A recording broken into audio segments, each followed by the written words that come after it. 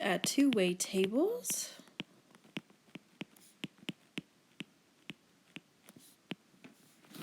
So here's what we are going to do. Gonna draw a lot of lines.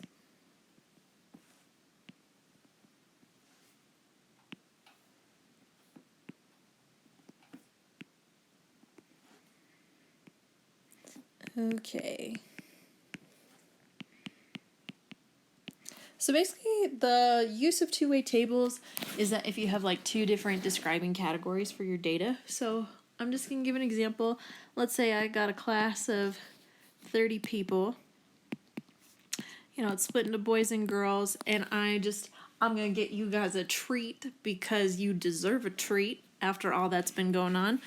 And I give you the choice, do you want some chips or do you want some candy?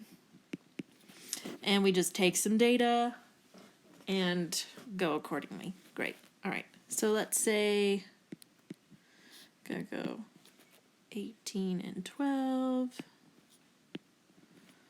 7 and 5, and then let's say there's 17 here. 10. There we go. I just made those up. Okay, some vocab for you. A joint frequency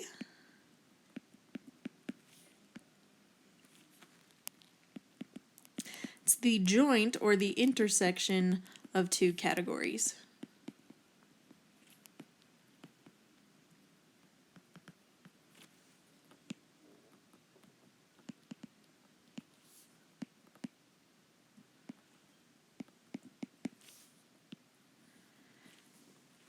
A marginal frequency is one of the totals. Because, you know, it's on the margin of the table. See what they did there. Okay, so we're just going to look at a bunch of examples of calculating probability given a two-way table. So first, let's say, what is the probability that we pick a boy at random?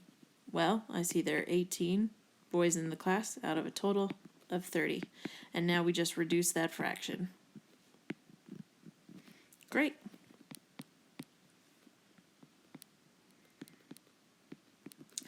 Ooh, remember this? Probability of boy prime, or the complement of boy, meaning not a boy. Meaning, what's the probability that we pick a girl? Oh, well, there are 12 out of 30, so we get 6 out of 15. Okay, well, let's say, what's the probability that we pick a girl who also wants candy? Well, I'm just going to look for the intersection of those two categories. Girls candy, that's 5 out of my total 30. So we reduce that to 1/6.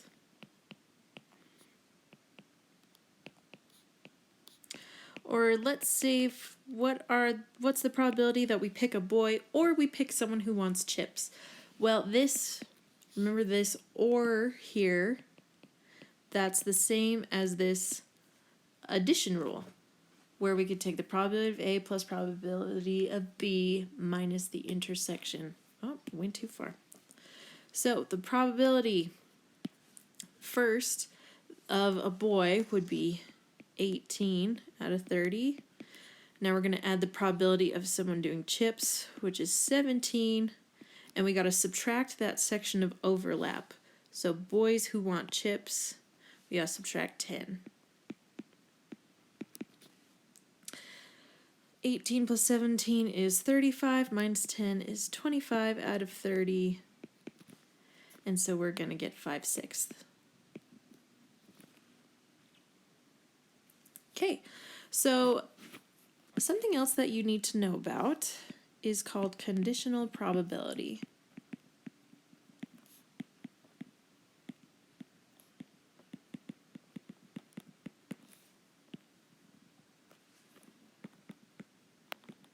So what this is the probability of an event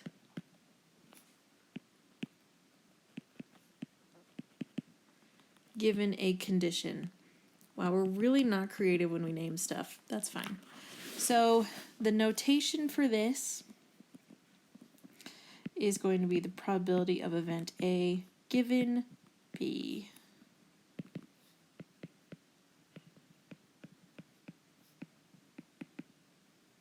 Why didn't I capitalize that? Okay, so an example of this, let's say on any given day, the probability that someone is carrying an umbrella versus the probability that someone is carrying an umbrella given that there's rain in the forecast. Or maybe the probability of someone having lung cancer versus probability of someone having lung cancer given that they smoke a pack of cigarettes every day. That's conditional probability. Probability is affected based on these other conditions. So let's take a look at an example. So let's say we got the probability that we choose a girl given that we're choosing someone who likes chips. Well, here's the big idea with conditional probability.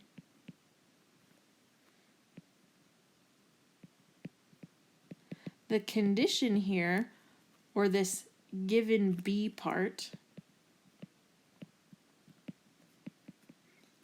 becomes the new total. Because for this particular example, I'm only looking at, probability of girl given that they like chips. I'm only looking at the people who like chips. So that means it's got to be out of 17, and there were 7 girls out of those 17. And there's that. Or maybe I want the probability that someone wants candy given that they are a boy. Well, I know that if it's given that they're a boy, then I'm only looking at the boys. So there are 18, and out of them, 8 of them want candy, so we can reduce that to 4 out of 9. And that's how we calculate probability with a two-way table.